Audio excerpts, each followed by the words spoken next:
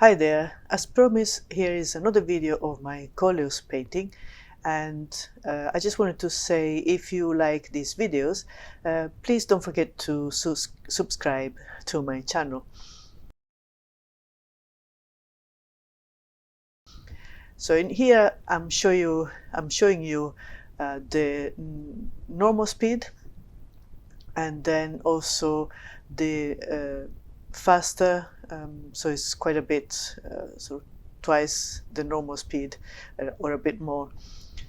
And what I'm doing is adding the final details now.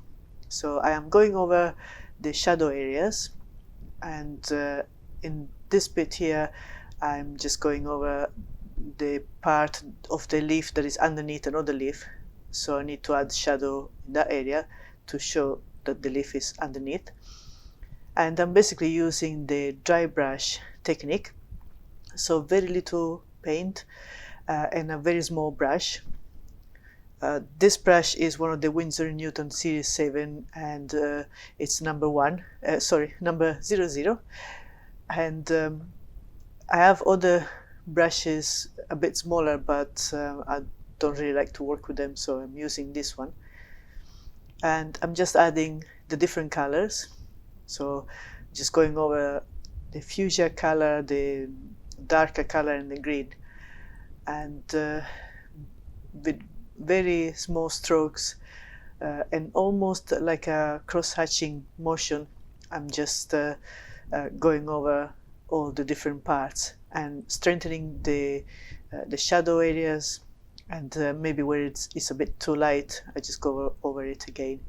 And at the same time I add the details, which I haven't added until now. So small details, for example, in the areas of where the two colors are touching, so like I was doing just now, with the new details the contour won't be as neat as it was before. And what I do normally with this technique is I pick up the paint and then I just dab the brush in a piece of paper, for example. And by the way, if you see that the colors from the pictures I have there next to me are quite different from my painting, is because of the printer. When I printed this, the colors came up quite different. So that's why it's important to make a note of the colors when you have the real life specimen, and that's what I did. And as I was saying, I just dab the brush on a piece of paper, and you will see this later on, so that there's not too much paint in the brush, because otherwise you will make a big mark and you will see it even if the brush is that small.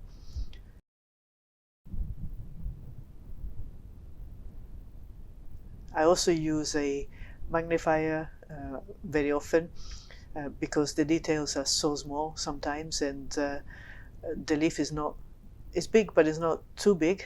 So very often you will see that I have a magnifying glass just to help me see better.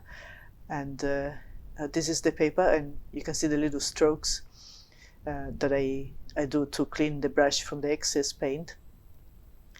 And I was saying, with the magnifier it makes a huge difference, because when you look at the painting that is done using the magnifier, then you can see that the details are so much better than when you try to do it without any help. Unless your eyesight is really, really good, then maybe you don't need it. And in here I'm just adding some more small details, so the little stains that they're running along the veins of the leaf.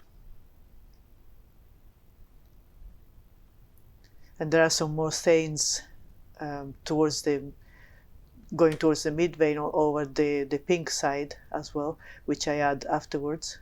This year actually I need to double check if it's called a Coleus or if it's a different plant. I'm in the middle of searching for this, because it could be a Plectranthus or even an Amaranthus, but I think it's a Coleus, but we'll see. I still need to strengthen here the pink color of the smaller stains all around the leaf, or around the perimeter of the leaf, but it's something I will do afterwards.